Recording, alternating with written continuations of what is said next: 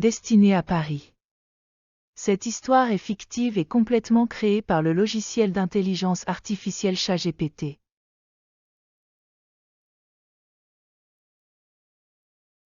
Vous allez voir les demandes faites à ChatGPT et ses réponses. Remarquez que ça a pris de loin plus de temps de penser et formuler les questions que les quelques secondes pour les réponses. Certaines questions n'avaient presque pas de détails pour voir quel sera le résultat. Le texte est présenté comme tel, sans correction. Il existe parfois des fautes minimes. Le plus de fautes que vous pouvez trouver, le mieux votre niveau.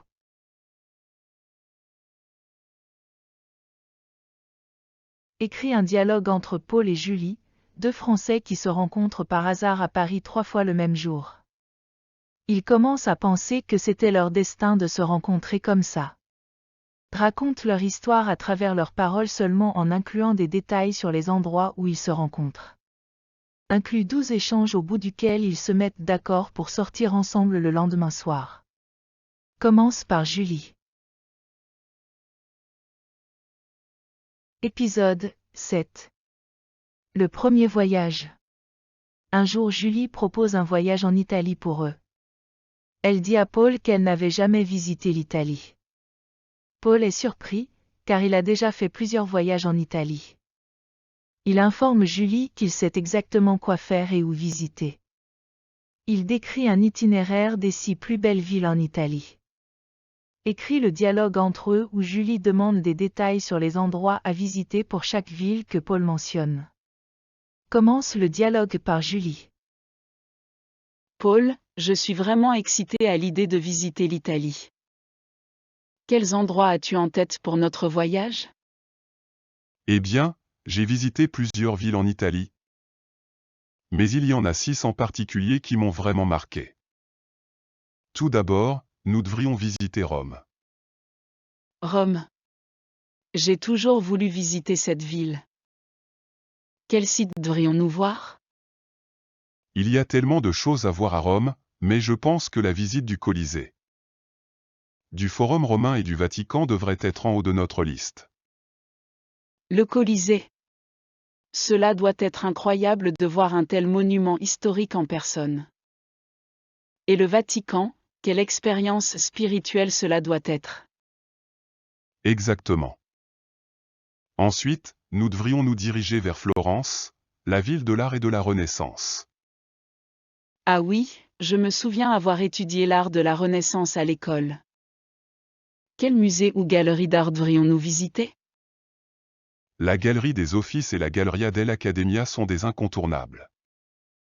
Et bien sûr, nous devrions visiter le Duomo, la cathédrale de Florence. Le Duomo doit être incroyable.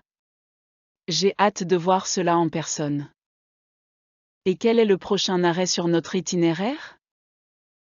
Notre prochaine destination est Venise. C'est une ville unique en son genre, avec ses canaux romantiques et ses gondoles. Oh, Venise. J'ai toujours rêvé de faire une balade en gondole. Quels autres sites devrions-nous visiter à Venise? La place Saint-Marc, le pont du Rialto, le palais des Doges et la basilique Saint-Marc sont des incontournables. Cela semble absolument magnifique. Je suis tellement impatiente de voir tous ces endroits en personne. Et quelle est la prochaine ville sur notre liste? Nous devrions ensuite visiter Pise, pour voir la fameuse tour penchée. La tour de Pise, bien sûr. C'est un symbole iconique de l'Italie. Y a-t-il autre chose à voir à Pise? La Piazza dei Miracoli et le Duomo di Pisa valent également le détour. C'est une bonne chose que nous ayons prévu suffisamment de temps pour explorer tous ces endroits. Et quelles sont les 2 dernières villes sur notre itinéraire? Notre avant-dernière destination est Naples, avec son histoire fascinante et sa cuisine délicieuse. Et enfin, nous devrions terminer notre voyage à Sorrente, une ville côtière pittoresque. Waouh, ce voyage va être incroyable. Je suis tellement reconnaissante que tu aies déjà visité l'Italie et que tu puisses partager tous ces détails avec moi. Merci, Paul. Épisode 8. Rome. décrit par leur dialogue la visite de Rome, des endroits intéressants et des repas qu'ils ont eus là-bas. Donne le plus de détails que possible à travers leur dialogue. Commence par Julie. Je suis tellement excitée d'être à Rome. C'est incroyable d'être ici avec toi. Oui, Rome est vraiment une ville magnifique, riche en histoire et en culture. Je suis ravi de pouvoir la partager avec toi. Alors, quelle est la première chose que tu veux qu'on voie? Il y a tellement de choses à voir à Rome, mais je pense que le Colisée est un incontournable. C'est l'un des sites les plus emblématiques de la ville. Le Colisée, c'est parfait. Et après ça, qu'est-ce qu'on fait? Ensuite, on pourrait visiter la fontaine de Trévi. C'est l'une des fontaines les plus célèbres au monde, et les gens jettent des pièces dans l'eau en faisant un vœu. Waouh, ça a l'air tellement beau. Et pour le déjeuner, où allons-nous? Il y a un petit restaurant appelé La Campana qui sert une cuisine italienne traditionnelle incroyable. Les pâtes sont vraiment délicieuses. Ça a l'air tellement bon. Et pour l'après-midi, où allons-nous? On pourrait se promener dans le quartier Trastevere. C'est un quartier pittoresque avec des rues pavées, des bâtiments anciens, et de nombreux restaurants et boutiques. Je suis sûre que ce sera très agréable. Et pour le dîner? Il y a un autre endroit que j'aime beaucoup, la Pergola. C'est un restaurant situé sur le toit d'un hôtel avec une vue imprenable sur Rome. Ils servent une cuisine italienne moderne avec une touche créative. Ça a l'air absolument incroyable. Je suis impatiente de découvrir tout ça avec toi. Épisode 9. Florence. Durant le voyage de Florence à Venise raconte le dialogue entre eux avec les détails de leur séjour en Florence. Donne autant de détails possibles. Commence le dialogue par Julie et termine avec Paul. Je suis tellement excitée de visiter Florence. J'ai toujours été fascinée par l'art et la culture italienne. Florence est l'une des plus belles villes d'Italie. Tu vas adorer. Je suis sûre que oui. Quels sont les endroits que tu recommandes de visiter en premier? Il y a tellement de choses à voir à Florence, mais je pense que le Duomo di Firenze est un incontournable. C'est une cathédrale magnifique avec une coupole incroyable. Ça a l'air fantastique. Et qu'en est-il de la galerie des Offices? J'ai entendu dire que c'était un must-see pour les amateurs d'art. Oui, absolument. La galerie des Offices a une collection incroyable de peintures et de sculptures de la Renaissance. C'est un incontournable pour tout amateur d'art. Waouh, je suis impatiente de voir ça. Et qu'en est-il de la nourriture à Florence? As-tu des recommandations pour les restaurants locaux? Oh oui, la cuisine toscane est délicieuse. Il y a un petit restaurant appelé Trattoria Mario qui sert une cuisine traditionnelle et authentique. Je te le recommande vivement. Merci pour la recommandation, Paul. Je suis sûre que ce sera délicieux. Plus tard, lorsqu'ils arrivent à Florence. C'est incroyable, Paul. Florence est encore plus belle que je ne l'imaginais. Le Duomo est à couper le souffle. Je suis content que tu aimes. Et attends de voir la galerie des Offices, ça va te souffler l'esprit. Je suis sûre que oui. Et ce soir, nous allons au Trattoria Mario, n'est-ce pas? Absolument. J'ai réservé une table pour nous à 20h. Tu vas adorer la cuisine toscane, c'est très savoureux. Je suis impatiente d'essayer. Et qu'est-ce que tu as prévu pour demain? Demain, nous pouvons visiter le Palazzo Vecchio et la Piazza della Signoria. Ce sont des lieux historiques importants à Florence. Ça a l'air génial. Je suis si reconnaissante de pouvoir explorer cette ville magnifique avec toi, Paul. Je suis heureux d'être ici avec toi aussi, Julie. C'est un voyage que je n'oublierai jamais. Épisode 10. Venise. À Venise, ils prennent un tour en gondole comme on voit dans les films. Racontent leur dialogue durant cette balade, les endroits devant lesquels ils passent, avec détail. Ajoutent leurs remarques sur comment tout ça est vraiment romantique and racontent la joie qu'ils ressentent. Commence le dialogue par Julie et termine avec Paul. Regarde Paul, c'est magnifique. Les canaux de Venise sont encore plus beaux que je ne l'imaginais. Oui, c'est vraiment quelque chose d'incroyable. Et avec cette belle journée ensoleillée, c'est encore mieux. Regarde ce pont, c'est le célèbre pont des soupirs. J'ai lu que les amoureux qui s'embrassent sous ce pont sont censés être ensemble pour l'éternité. C'est une belle légende. Et tu as raison, c'est vraiment romantique. C'est vrai qu'on pourrait rester ici pour l'éternité. Mais on doit continuer la balade, il y a tellement d'autres choses à voir. Oui, c'est vrai. Regarde, là-bas, c'est la célèbre place Saint-Marc. Elle est considérée comme l'une des plus belles places du monde. C'est vraiment impressionnant. Et cette architecture, c'est tellement différent de tout ce qu'on peut voir chez nous. Oui, l'architecture vénitienne est unique en son genre. Et tu vois ces palais le long du canal? Ils sont construits dans un style gothique vénitien, très différent de l'architecture de la Renaissance qu'on a vue à Florence.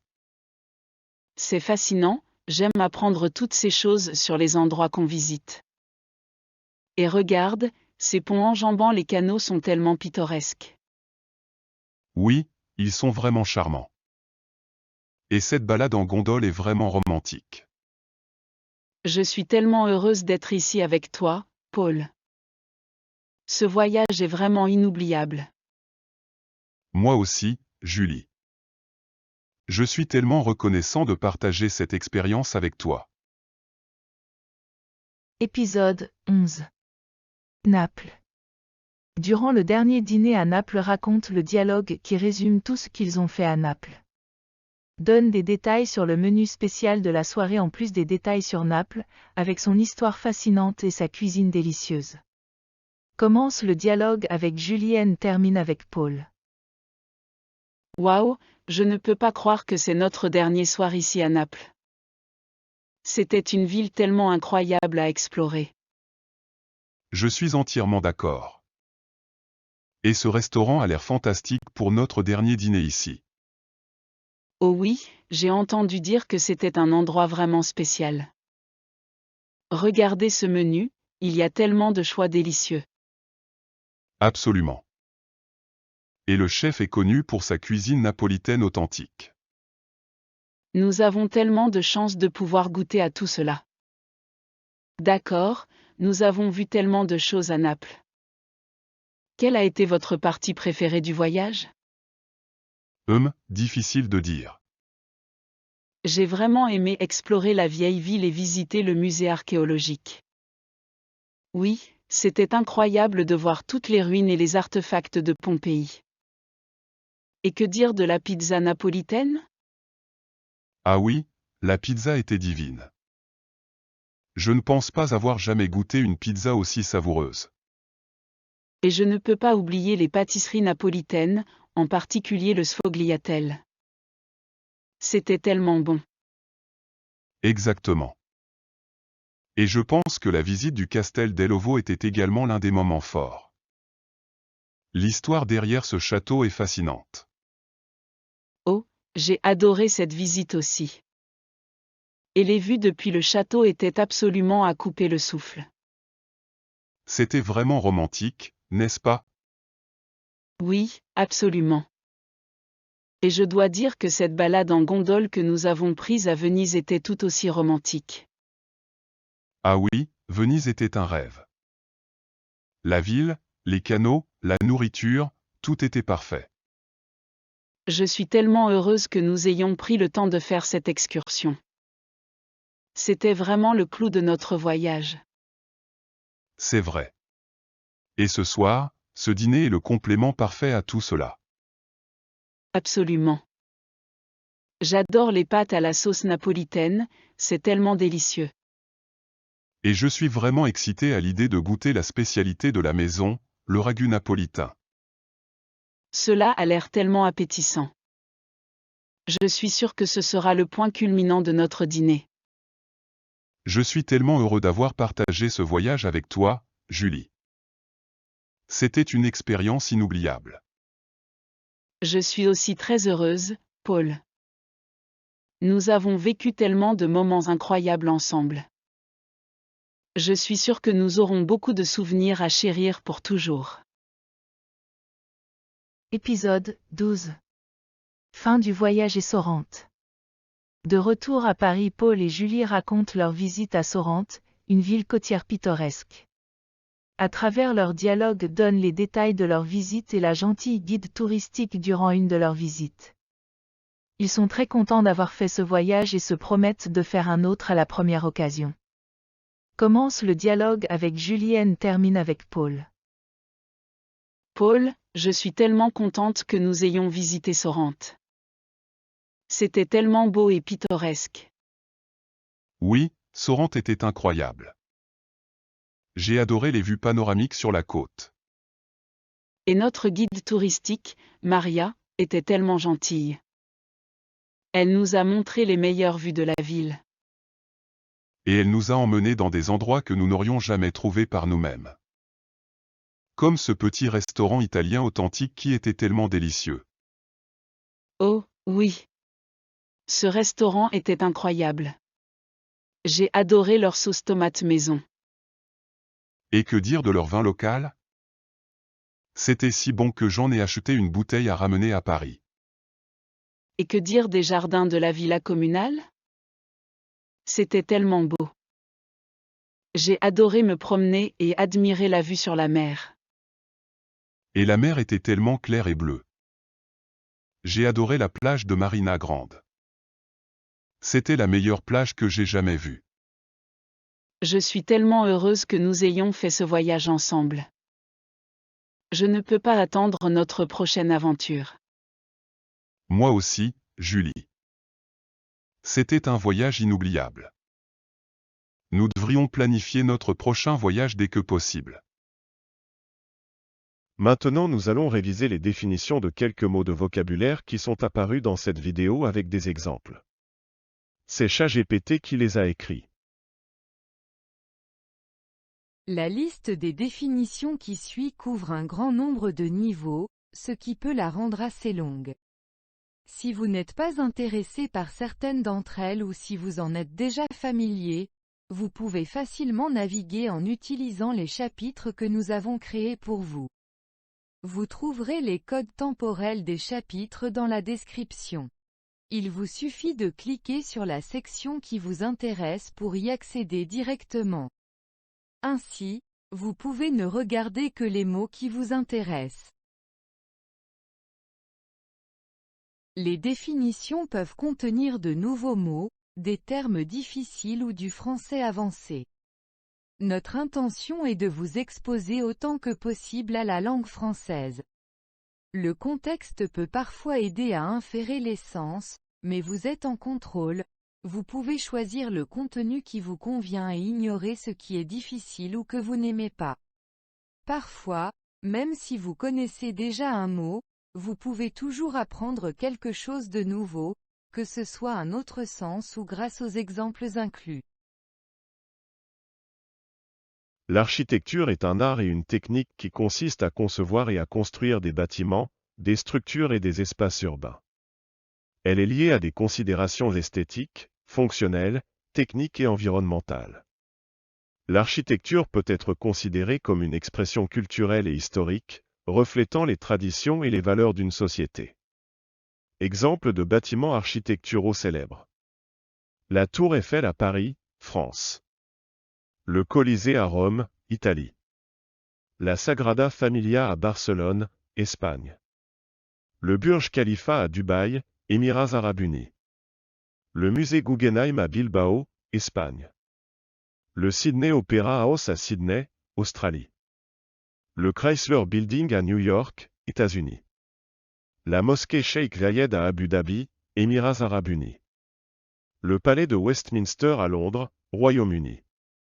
Le Taj Mahal à Agra, Inde. L'authenticité se réfère à l'état d'être authentique, vrai ou fidèle à soi-même. Cela peut également signifier quelque chose qui est original et non altéré, ou qui est produit de manière traditionnelle et artisanale. Dans un contexte culturel, l'authenticité est souvent associée à l'expérience de vivre une culture ou une tradition de manière pure et non altérée. Exemple. J'ai visité un petit village de pêcheurs en Thaïlande où les gens vivaient encore de manière authentique, en utilisant des méthodes de pêche traditionnelles et en fabriquant des objets d'artisanat à la main. Le restaurant italien que j'ai essayé hier soir avait une cuisine authentique avec des plats préparés de manière traditionnelle et avec des ingrédients frais et locaux. Une balade est une promenade, une petite excursion à pied, généralement effectuée pour se détendre ou pour explorer un endroit. Elle peut être planifiée ou spontanée et peut se faire seule, en couple ou en groupe.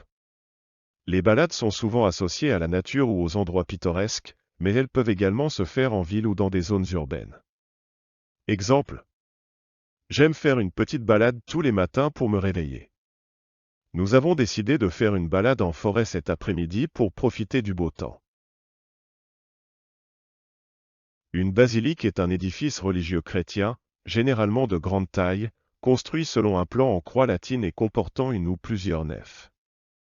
Les basiliques étaient souvent utilisées pour les cérémonies religieuses importantes et étaient considérées comme des édifices prestigieux. Deux exemples de basiliques célèbres sont la basilique Saint-Pierre au Vatican à Rome, en Italie, et la basilique Notre-Dame de la Garde à Marseille, en France. Les canaux sont des voies d'eau artificielles creusées pour faciliter la navigation, le transport de marchandises et les déplacements de personnes. Ils peuvent être utilisés pour de nombreuses activités, telles que la pêche, le tourisme, le transport de fret ou de passagers, ou simplement comme une attraction touristique. Les canaux les plus célèbres se trouvent à Venise en Italie, mais il y en a également de nombreux autres dans le monde, tels que le canal de Panama, le canal du Midi en France ou encore le canal de Suez en Égypte. Exemple. Les canaux de Venise sont célèbres pour leur beauté et leur charme romantique, attirant des millions de visiteurs chaque année. Le canal de Panama est un élément clé du commerce maritime mondial, reliant l'océan Atlantique à l'océan Pacifique et offrant une voie plus courte pour les navires qui évitent de faire le tour de l'Amérique du Sud. Les canaux sont des voies d'eau artificielles creusées pour faciliter la navigation, le transport de marchandises et les déplacements de personnes. Ils peuvent être utilisés pour de nombreuses activités, telles que la pêche, le tourisme, le transport de fret ou de passagers, ou simplement comme une attraction touristique. Les canaux les plus célèbres se trouvent à Venise en Italie, mais il y en a également de nombreux autres dans le monde, tels que le canal de Panama, le canal du Midi en France ou encore le canal de Suez en Égypte. Exemple. Les canaux de Venise sont célèbres pour leur beauté et leur charme romantique, attirant des millions de visiteurs chaque année. Le canal de Panama est un élément clé du commerce maritime mondial, reliant l'océan Atlantique à l'océan Pacifique et offrant une voie plus courte pour les navires qui évitent de faire le tour de l'Amérique du Sud. Une cathédrale est un édifice religieux de grande dimension, siège d'un évêché ou d'un archevêché. Elle se distingue d'une simple église par son importance et sa fonction dans la hiérarchie catholique. Les cathédrales sont souvent des chefs-d'œuvre d'architecture et de sculpture, témoins de l'histoire et de la culture de leur région. Exemple de cathédrale célèbre. Notre-Dame de Paris. La Sagrada Familia de Barcelone. La cathédrale Saint-Paul de Londres. La basilique Saint-Pierre de Rome. La cathédrale Saint-Basile de Moscou. La cathédrale Notre-Dame de Chartres. La cathédrale de Cologne. La Piazza della Signoria est célèbre pour sa riche histoire et ses magnifiques sculptures. Elle est également célèbre pour avoir été le lieu de nombreux événements politiques importants de l'histoire de Florence. En effet, la célèbre statue de David de Michel-Ange, initialement installée sur la Piazza della Signoria, a été déplacée à l'intérieur de la galerie de l'Académie de Florence pour la protéger des intempéries et de la pollution urbaine. Le Colisée est un amphithéâtre elliptique situé dans le centre de Rome, en Italie. Il a été construit au 1er siècle après Jésus-Christ et pouvait accueillir entre 50 000 et 80 000 spectateurs. Il a été utilisé pour des combats de gladiateurs, des spectacles publics, des jeux de chasse et d'autres événements de divertissement. Aujourd'hui, le Colisée est l'une des attractions touristiques les plus populaires de Rome, attirant des millions de visiteurs chaque année. Les visiteurs peuvent explorer l'intérieur du Colisée et en apprendre davantage sur son histoire, ainsi que profiter des vues panoramiques sur la ville depuis les hauteurs de l'amphithéâtre. Une conjecture est une proposition avancée sur la base de preuves insuffisantes ou incomplètes. En d'autres termes, il s'agit d'une supposition ou d'une hypothèse que l'on pense être vraie, mais qui n'a pas encore été prouvée de manière définitive. Les conjectures sont couramment utilisées dans de nombreux domaines de la recherche, notamment en mathématiques, en physique et en informatique, pour proposer de nouvelles idées et des pistes de recherche. Cependant, il est important de noter qu'une conjecture ne peut être considérée comme vraie que si elle est étayée par des preuves solides et rigoureuses. Exemple de conjecture célèbre. La conjecture de Poincaré, qui a été prouvée en 2003 et qui concerne la topologie des espaces à 4 dimensions. La conjecture de Goldbach, qui suggère que tout nombre pair supérieur à 2 peut être écrit comme la somme de deux nombres premiers. La conjecture de Riemann, qui porte sur la distribution des nombres premiers et qui est l'un des plus grands problèmes non résolus en mathématiques aujourd'hui. Le terme « côtière » fait référence à quelque chose qui est situé près de la côte, ou qui est caractéristique de cette région. Par exemple, une ville côtière est une ville située près de la mer ou de l'océan. Deux exemples de choses côtières pourraient être la cuisine côtière, qui se caractérise souvent par l'utilisation de fruits de mer et de poissons frais, ainsi que d'autres ingrédients locaux trouvés près de la côte. Les villes côtières telles que Nice, Saint-Tropez ou Miami Beach, qui ont des plages magnifiques et une culture unique liée à leur emplacement en bord de mer. Une coupole est une voûte hémisphérique ou en forme de dôme qui recouvre un espace intérieur. Les coupoles peuvent être trouvées dans de nombreux types de structures architecturales, notamment les églises, les mosquées, les palais et les bâtiments gouvernementaux. Elles sont souvent considérées comme des éléments de design emblématiques et sont fréquemment utilisées dans l'architecture traditionnelle et moderne. Exemple. La coupole de la basilique Saint-Pierre à Rome. La coupole du Panthéon à Paris. Créative est un adjectif qui qualifie une personne ou une chose qui possède une grande imagination, qui est inventive et qui est capable de produire des idées nouvelles. Cela peut s'appliquer à différents domaines tels que l'art, la musique, la littérature, la cuisine, le design, etc. Exemple. Cette artiste est très créative, elle ne cesse de produire de nouvelles œuvres originales. Cette recette de cuisine est très créative, elle utilise des ingrédients surprenants pour créer un plat unique. Cette entreprise est connue pour sa culture d'innovation et son esprit créatif qui la pousse à toujours proposer de nouveaux produits et services. La cuisine fait référence à l'ensemble des pratiques culinaires et des traditions associées à la préparation et à la consommation d'aliments. Elle peut varier considérablement selon les cultures, les régions et les préférences individuelles. La cuisine est souvent considérée comme un art, et de nombreux chefs et cuisiniers sont respectés pour leur créativité, leur talent et leur savoir-faire. Voici deux exemples de cuisine célèbres dans le monde. La cuisine française, qui est considérée comme l'une des plus raffinées et des plus influentes au monde, avec des plats tels que le coq au vin, le foie gras, la ratatouille et la tarte tatin. La cuisine japonaise, qui est connue pour son utilisation de produits frais et de qualité, ainsi que pour sa présentation esthétique. Des plats japonais célèbres incluent le sushi, le ramen, le tempura et le teriyaki. Le mot « culminant » peut avoir plusieurs sens en fonction du contexte, mais il est généralement utilisé pour décrire quelque chose qui est à son point culminant ou qui atteint son sommet. Voici deux exemples d'utilisation du mot « culminant ». La tension a culminé entre les deux pays, et une guerre semblait inévitable. Les sommets enneigés des montagnes culminant à plus de 4000 mètres d'altitude étaient un spectacle impressionnant à voir. Dans les deux cas, le mot « culminant » est utilisé pour décrire quelque chose qui atteint son apogée ou son sommet. Le mot « délicieuse » qualifie quelque chose qui est très agréable au goût, qui est savoureux et qui procure du plaisir lorsqu'on le mange ou le boit.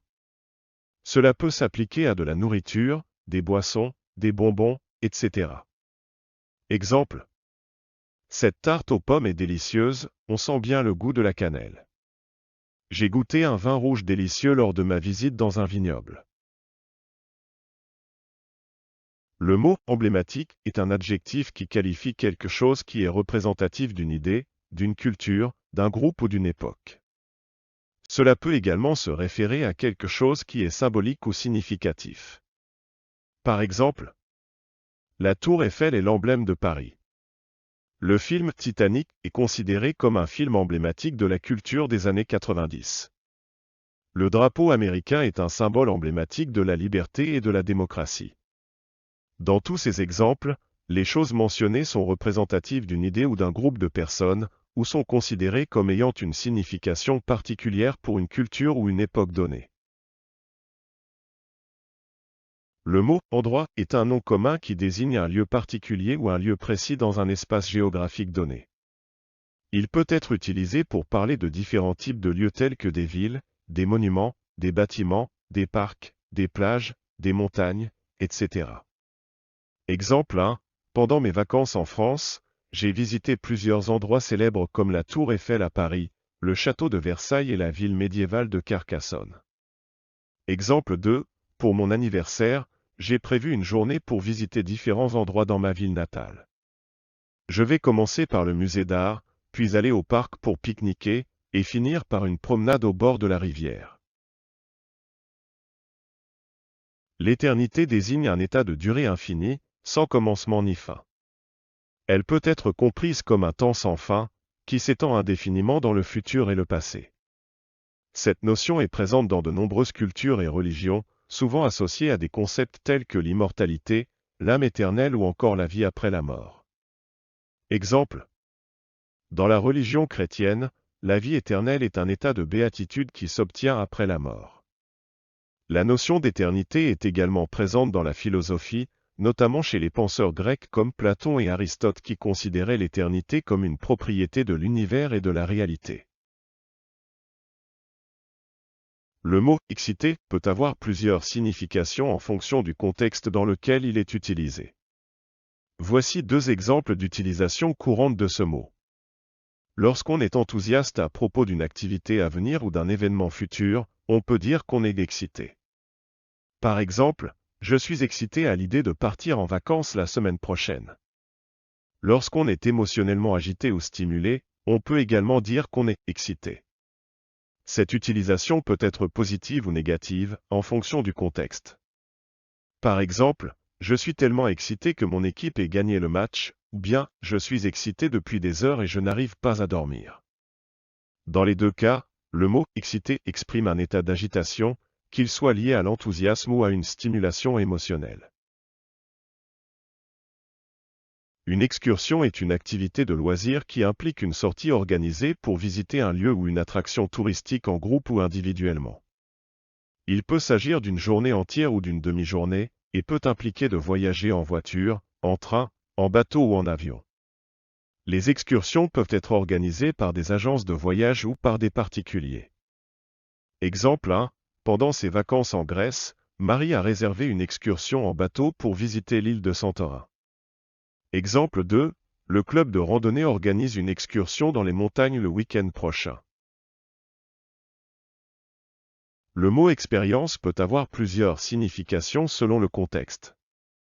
En général, cela peut se référer à une expérience vécue ou une expérience professionnelle. Cela peut également faire référence à une expérience scientifique ou une expérience subjective. Par exemple, on peut dire « J'ai vécu une expérience incroyable lors de mon voyage en Asie » ou bien « Mon expérience dans le domaine de la finance m'a permis d'acquérir de solides compétences en analyse financière ». En science, on parle souvent d'expérience pour désigner une méthode de vérification d'une hypothèse ou d'une théorie. Par exemple, nous avons mené une expérience pour tester la théorie de la relativité d'Einstein. Enfin, on peut aussi parler d'une expérience subjective pour désigner une expérience personnelle qui ne peut être mesurée de manière objective. Par exemple, j'ai eu l'expérience d'un sentiment de paix intérieure après ma méditation quotidienne. Le mot expérience peut avoir plusieurs significations selon le contexte. En général, cela peut se référer à une expérience vécue ou une expérience professionnelle. Cela peut également faire référence à une expérience scientifique ou une expérience subjective.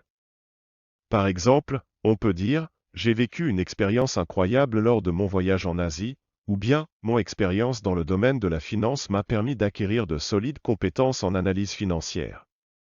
En science, on parle souvent d'expérience pour désigner une méthode de vérification d'une hypothèse ou d'une théorie.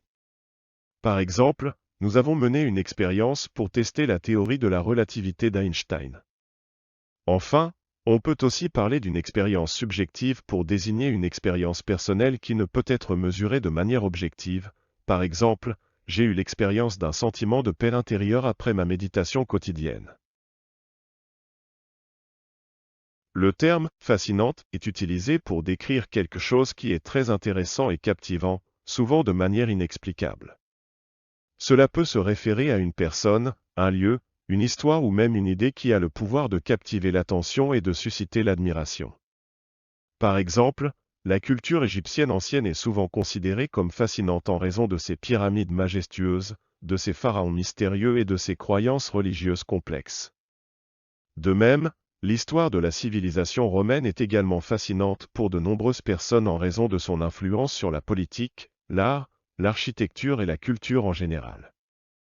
La nature humaine elle-même peut également être considérée comme fascinante en raison de sa complexité et de sa variété infinie. Le Forum romain était le centre politique, religieux et social de la Rome antique. Il était situé entre le Capitole et le Mont Palatin et était le lieu où les citoyens se rassemblaient pour discuter de questions importantes, rendre hommage aux dieux et participer à des événements publics tels que des procès et des marchés. Le forum était également bordé de temples, de basiliques et de monuments commémoratifs.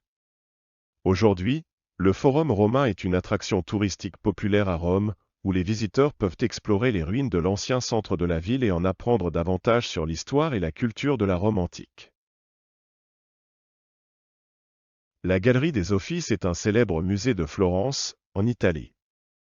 Il est situé dans le Palazzo degli Uffizi, un bâtiment historique du XVIe siècle construit pour abriter les bureaux administratifs du gouvernement florentin. Le musée abrite une collection d'art européen allant du XIIIe au XVIIIe siècle, avec des œuvres de grands artistes tels que Botticelli, Michel-Ange, Léonard de Vinci, Raphaël et Caravage. La Galerie des Offices est l'un des musées les plus visités au monde et est considéré comme l'un des joyaux de la ville de Florence. Ces œuvres d'art sont reconnues comme faisant partie des plus grandes réalisations de l'art occidental.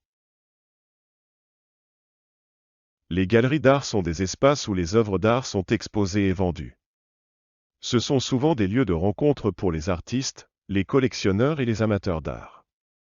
Les galeries d'art peuvent être spécialisées dans différents types d'art, comme la peinture, la sculpture, la photographie ou l'art contemporain. Exemple: la Galerie d'art Gagosian à New York, qui expose des artistes contemporains de renom comme Jeff Koons, Damien Hirst ou Takashi Murakami. La Galerie d'art Louvre à Paris, qui expose des œuvres d'art du Moyen Âge à l'époque contemporaine, y compris des peintures, sculptures, dessins et gravures. Les gondoles sont des embarcations emblématiques de Venise, en Italie, souvent utilisées pour les promenades romantiques le long des canaux de la ville. Exemple 1. Lors de mon voyage à Venise, j'ai fait une balade en gondole avec mon conjoint au coucher du soleil, c'était magnifique. Exemple 2. Les gondoles sont décorées de manière unique, avec des ornements en fer forgé, des peintures et des rideaux luxueux, ce qui les rend encore plus belles et fascinantes. Les gondoles sont des embarcations emblématiques de Venise, en Italie, souvent utilisées pour les promenades romantiques le long des canaux de la ville. Exemple 1. Lors de mon voyage à Venise, j'ai fait une balade en gondole avec mon conjoint au coucher du soleil, c'était magnifique. Exemple 2. Les gondoles sont décorées de manière unique, avec des ornements en fer forgé, des peintures et des rideaux luxueux, ce qui les rend encore plus belles et fascinantes. Le style gothique est un style architectural qui est apparu en France au XIIe siècle et qui s'est ensuite propagé dans toute l'Europe. Ce style est caractérisé par des arcs-boutants, des voûtes d'ogives, des roses et des vitraux colorés. Il a été utilisé principalement pour la construction de cathédrales et d'églises, mais aussi de châteaux et de palais. Exemple de palais de style gothique. Palais des Doges à Venise, en Italie. Palais des Papes à Avignon, en France. L'histoire est l'étude des événements passés, en particulier ceux qui sont liés à l'expérience humaine. Elle comprend l'étude des causes et des conséquences de ces événements, ainsi que la façon dont ils ont façonné la société, la culture et les idées. L'histoire nous permet de mieux comprendre le présent en examinant le passé. Par exemple, l'étude de l'histoire de la Révolution française nous aide à comprendre les causes de la chute de la monarchie, l'émergence de la République et les événements qui ont conduit à la terreur. De même, l'étude de l'histoire de la Seconde Guerre mondiale nous permet de mieux comprendre les causes du conflit, les événements clés qui ont conduit à la guerre et les conséquences de celle-ci sur le monde d'aujourd'hui. Le terme « historique » est utilisé pour décrire quelque chose qui est lié à l'histoire ou qui a une grande importance historique. Cela peut se référer à des événements, des lieux, des personnes, des artefacts, etc. Par exemple, une ville historique est une ville qui a une longue histoire et est riche en patrimoine culturel et architectural. Les sites historiques sont des lieux qui ont joué un rôle important dans l'histoire d'un pays ou d'une région. Un autre exemple peut être une pièce historique d'art ou un objet historique d'une grande valeur culturelle, tel que la Joconde de Léonard de Vinci qui est l'une des plus célèbres peintures de l'histoire de l'art. Incontournable est un adjectif qui signifie indispensable, qui ne peut être évité. On l'utilise souvent pour parler des choses à faire ou des lieux à visiter absolument dans une ville ou une région. Voici deux exemples. Si vous venez à Paris, la Tour Eiffel et le Louvre sont des incontournables. Si vous allez en Thaïlande, une excursion dans le parc national de Khao Yai est incontournable pour les amoureux de la nature. L'expression « le clou de » est utilisée pour désigner le point culminant, le moment le plus important ou le plus excitant d'une situation ou d'un événement. Elle est souvent utilisée pour parler d'un élément clé d'un spectacle, d'un voyage, d'un projet ou d'une expérience.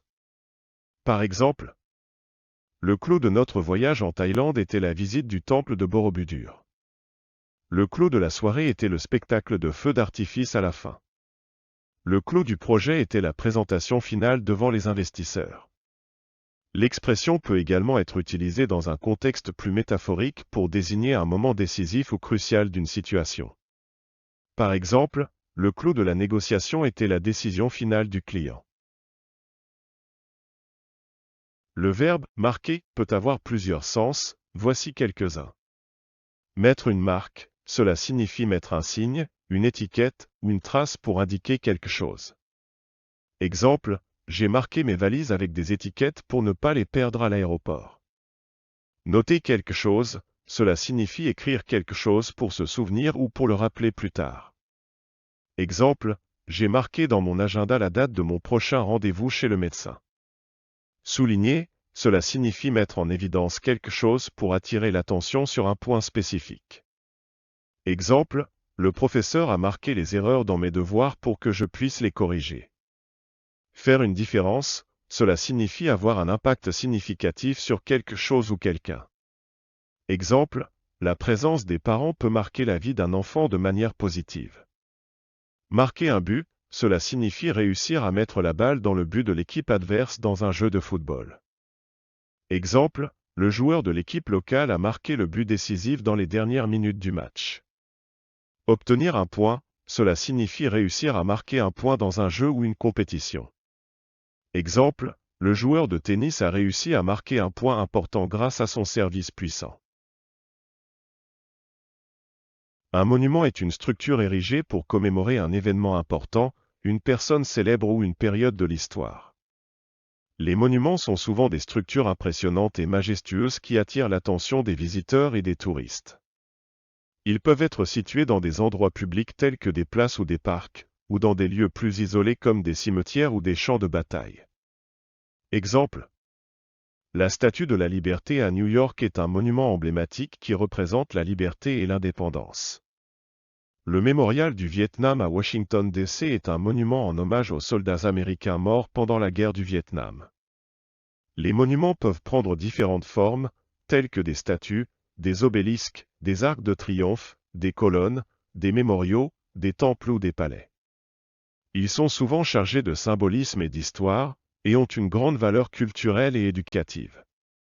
Les monuments sont souvent des destinations touristiques populaires et attirent des visiteurs du monde entier. Les musées sont des institutions culturelles qui collectent, préservent et exposent des objets d'importance historique, culturelle ou artistique. Les musées peuvent varier considérablement en taille et en thème, allant de musées d'histoire naturelle et de sciences à des musées d'art et d'histoire. Voici 2 exemples de musées célèbres dans le monde. Le musée du Louvre à Paris, en France, qui abrite une collection d'œuvres d'art allant de l'Antiquité à la période moderne, y compris la célèbre Joconde de Léonard de Vinci. Le Metropolitan Museum of Art à New York, aux États-Unis, qui possède l'une des plus grandes collections d'art du monde, couvrant plus de 5000 ans d'histoire humaine, de l'art égyptien ancien à l'art contemporain. Les palais sont des bâtiments prestigieux et somptueux, souvent construits pour abriter les résidences des monarques, des princes ou des riches personnalités. Ils sont caractérisés par leur architecture grandiose et leur riche décoration intérieure, souvent ornée de fresques, de sculptures et d'autres œuvres d'art. Les palais sont souvent des témoins de l'histoire et de la culture d'un pays ou d'une région. Exemple. Le palais de Versailles, en France, construit au XVIIe siècle pour Louis XIV. Le Palazzo Vecchio à Florence, en Italie, construit au XIe siècle comme siège de la mairie de la ville et maintenant utilisé comme musée et salle de réception. Le palais impérial de Tokyo, au Japon, résidence officielle de l'empereur depuis 1868. Le Palazzo Vecchio est un palais-forteresse situé sur la Piazza della Signoria à Florence, en Italie. Il a été construit au XIe siècle pour servir de siège au gouvernement de la ville de Florence. Le bâtiment a une tour de 94 mètres de haut, nommée la Tor di Arnolfo, qui offre une vue panoramique sur Florence.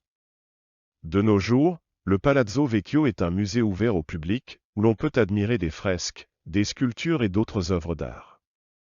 Il est également utilisé pour des expositions et des événements spéciaux. Le mot « piazza » vient de l'italien et signifie « place ». Il désigne une grande place publique, généralement située au centre d'une ville ou d'un village, et qui peut être entourée de bâtiments historiques, de boutiques, de restaurants et d'autres lieux d'intérêt. En Italie, les piazze sont souvent des lieux de rencontre pour les habitants et les visiteurs, et sont souvent animés par des événements tels que des concerts, des marchés ou des festivals. Exemple. La Piazza San Marco à Venise est célèbre pour sa magnifique architecture, ses pigeons et son atmosphère romantique.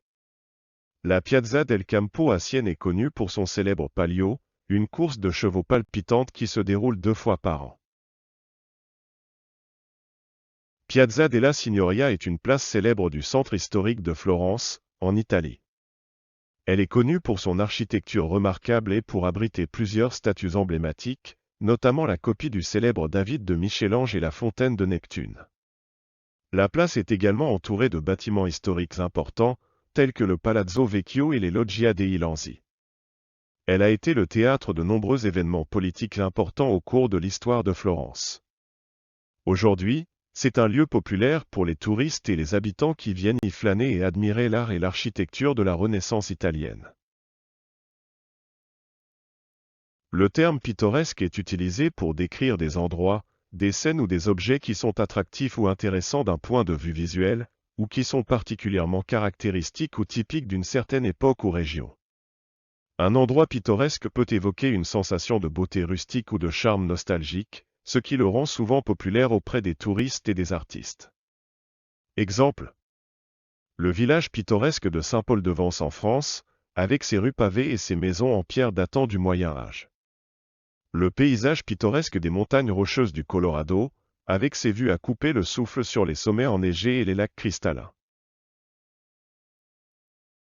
Le terme pittoresque est utilisé pour décrire des endroits, des scènes ou des objets qui sont attractifs ou intéressants d'un point de vue visuel, ou qui sont particulièrement caractéristiques ou typiques d'une certaine époque ou région. Un endroit pittoresque peut évoquer une sensation de beauté rustique ou de charme nostalgique, ce qui le rend souvent populaire auprès des touristes et des artistes. Exemple. Le village pittoresque de Saint-Paul-de-Vence en France, avec ses rues pavées et ses maisons en pierre datant du Moyen Âge. Le paysage pittoresque des montagnes rocheuses du Colorado, avec ses vues à couper le souffle sur les sommets enneigés et les lacs cristallins. Le terme pittoresque est utilisé pour décrire des endroits, des scènes ou des objets qui sont attractifs ou intéressants d'un point de vue visuel, ou qui sont particulièrement caractéristiques ou typiques d'une certaine époque ou région. Un endroit pittoresque peut évoquer une sensation de beauté rustique ou de charme nostalgique, ce qui le rend souvent populaire auprès des touristes et des artistes. Exemple. Le village pittoresque de Saint-Paul-de-Vence en France, avec ses rues pavées et ses maisons en pierre datant du Moyen Âge. Le paysage pittoresque des montagnes rocheuses du Colorado, avec ses vues à couper le souffle sur les sommets enneigés et les lacs cristallins. Le terme pittoresque est utilisé pour décrire des endroits, des scènes ou des objets qui sont attractifs ou intéressants d'un point de vue visuel, ou qui sont particulièrement caractéristiques ou typiques d'une certaine époque ou région. Un endroit pittoresque peut évoquer une sensation de beauté rustique ou de charme nostalgique, ce qui le rend souvent populaire auprès des touristes et des artistes. Exemple.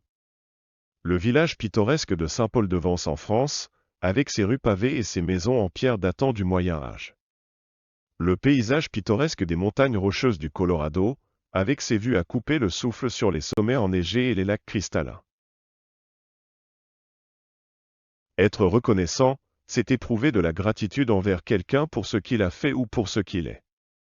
Cela peut être exprimé par des mots, des actions ou des gestes, et peut renforcer les liens entre les personnes. Exemple.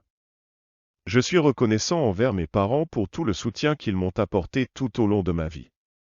J'éprouve une grande reconnaissance envers mon professeur qui m'a beaucoup aidé à réussir mon examen. Je suis très reconnaissant envers mon ami qui m'a prêté de l'argent quand j'en avais besoin. Être reconnaissant, c'est éprouver de la gratitude envers quelqu'un pour ce qu'il a fait ou pour ce qu'il est. Cela peut être exprimé par des mots, des actions ou des gestes, et peut renforcer les liens entre les personnes. Exemple. Je suis reconnaissant envers mes parents pour tout le soutien qu'ils m'ont apporté tout au long de ma vie. J'éprouve une grande reconnaissance envers mon professeur qui m'a beaucoup aidé à réussir mon examen. Je suis très reconnaissant envers mon ami qui m'a prêté de l'argent quand j'en avais besoin. La Renaissance est une période de l'histoire européenne qui a débuté en Italie au XIVe siècle et qui s'est étendue jusqu'au XVIIe siècle. Elle est caractérisée par une redécouverte des arts et des sciences classiques de l'Antiquité, ainsi qu'un développement des connaissances en anatomie, en mathématiques, en astronomie et en physique. La Renaissance a également été marquée par une remise en question de l'autorité de l'Église et du pouvoir féodal. Exemple. La Renaissance a vu l'émergence de grands artistes tels que Léonard de Vinci, Michel-Ange et Raphaël, dont les œuvres ont été influencées par les idéaux de l'Antiquité classique. Pendant la Renaissance, les penseurs ont commencé à remettre en question les enseignements de l'Église catholique romaine et ont commencé à se tourner vers les idées de l'humanisme, qui mettaient l'accent sur la valeur et la dignité de l'homme en tant qu'individu. La Renaissance est une période de l'histoire européenne qui a débuté en Italie au XIVe siècle et qui s'est étendue jusqu'au XVIIe siècle. Elle est caractérisée par une redécouverte des arts et des sciences classiques de l'Antiquité, ainsi qu'un développement des connaissances en anatomie, en mathématiques, en astronomie et en physique. La Renaissance a également été marquée par une remise en question de l'autorité de l'Église et du pouvoir féodal. Exemple. La Renaissance a vu l'émergence de grands artistes tels que Léonard de Vinci, Michel-Ange et Raphaël, dont les œuvres ont été influencées par les idéaux de l'Antiquité classique. Pendant la Renaissance, les penseurs ont commencé à remettre en question les enseignements de l'Église catholique romaine et ont commencé à se tourner vers les idées de l'humanisme, qui mettaient l'accent sur la valeur et la dignité de l'homme en tant qu'individu. Savoureux est un adjectif qui décrit quelque chose qui a une saveur délicieuse ou agréable. On peut l'utiliser pour parler de la nourriture, des boissons ou même de certaines expériences sensorielles. Exemple. Ce plat italien est vraiment savoureux, j'en reprendrai bien une deuxième assiette. J'ai découvert un vin rouge savoureux lors de ma visite dans une cave à vin en France. La tarte aux pommes que ma grand-mère prépare est toujours très savoureuse. Les sfogliatelles sont des pâtisseries italiennes originaires de Naples, dans la région de Campanie. Ces pâtisseries en forme de coquillage sont croustillantes à l'extérieur et tendres à l'intérieur, et sont remplies d'une garniture douce et crémeuse à base de ricotta et de sucre. Elles sont souvent saupoudrées de sucre glace et parfois garnies de fruits confits ou d'autres ingrédients selon les préférences. Les sfogliatelles sont considérées comme une spécialité de la pâtisserie napolitaine et sont souvent servies avec un café ou un thé après le repas. Exemple. Lors de mon dernier voyage en Italie, j'ai découvert les sfogliatelles à la ricotta dans une petite pâtisserie à Naples et j'ai immédiatement adoré leur goût croustillant et crémeux. Ma grand-mère italienne prépare souvent des sfogliatelles pour les fêtes de fin d'année, et nous aimons tous nous régaler de ces délicieuses pâtisseries traditionnelles. Le terme spirituel, est souvent utilisé pour décrire une expérience ou une pratique qui est liée à l'esprit, à la conscience ou à la transcendance. Cela peut inclure des pratiques religieuses, de méditation, de prière, de yoga, de respiration consciente ou encore d'autres formes de connexion avec quelque chose de plus grand que soi. Par exemple, certains peuvent considérer la méditation comme une pratique spirituelle car elle leur permet de se connecter avec leur esprit, de calmer leur mental et de développer une plus grande conscience de soi. D'autres peuvent trouver la pratique spirituelle dans une religion ou une croyance particulière qui les aide à trouver un sens plus profond à leur vie et à leurs expériences. Un autre exemple pourrait être la pratique de la gratitude. Certaines personnes trouvent que prendre le temps de réfléchir et de reconnaître les choses pour lesquelles elles sont reconnaissantes dans leur vie les aide à se sentir plus connectées avec leur esprit et à avoir une attitude plus positive. Cette pratique peut être considérée comme spirituelle car elle aide à cultiver une plus grande conscience de soi et une plus grande appréciation de la vie. Une trattoria est un type de restaurant italien décontracté et familial qui sert des plats traditionnels italiens souvent préparés avec des ingrédients locaux frais et simples. Les menus sont généralement courts et proposent des plats simples tels que des pâtes, des pizzas, des soupes et des salades. Les trattorias sont souvent de petits établissements et ont une atmosphère conviviale et détendue. Exemple, la trattoria da Enzo al 29 à Rome, la trattoria Sostanza à Florence. Le mot « unique » est un adjectif qui signifie « qui n'a pas de semblable », qui est sans équivalent, qui est seul en son genre. Il peut également signifier « singulier » ou « exceptionnel ». Exemple. Cette robe est unique, personne d'autre n'en possède une pareille. Ce moment est unique dans l'histoire de l'humanité. C'est une opportunité unique de pouvoir rencontrer une personne aussi exceptionnelle. Sa personnalité est unique en son genre. Le Vatican est un État indépendant situé au cœur de Rome, en Italie.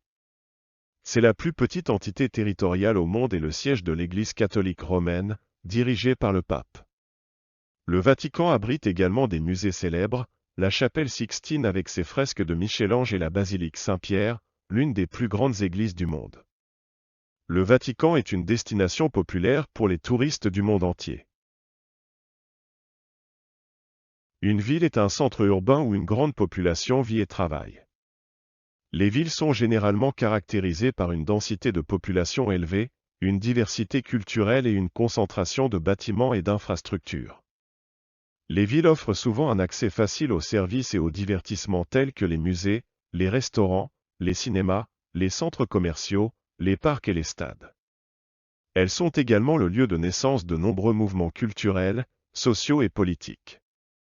Voici quelques exemples de villes célèbres dans le monde. Paris, France. New York, États-Unis. Tokyo, Japon. Rio de Janeiro, Brésil. Rome, Italie. Mumbai, Inde. Sydney, Australie. Pékin, Chine. Mexico, Mexique. Le Cap, Afrique du Sud. Le verbe « visiter » signifie explorer ou découvrir un lieu, une ville, un monument ou une attraction touristique. Cela implique souvent de se promener dans les rues, de découvrir des sites historiques et culturels, d'admirer la beauté des paysages et des bâtiments, ainsi que de s'imprégner de la culture locale. Par exemple, lors de notre voyage à Paris, nous avons visité la Tour Eiffel, le Louvre et la cathédrale Notre-Dame. Nous avons visité le musée d'histoire naturelle et avons été émerveillés par la collection de fossiles et de squelettes de dinosaures. Que pensez-vous de l'histoire de ChatGPT? Qu'est-ce que vous avez trouvé d'étrange ou de faux?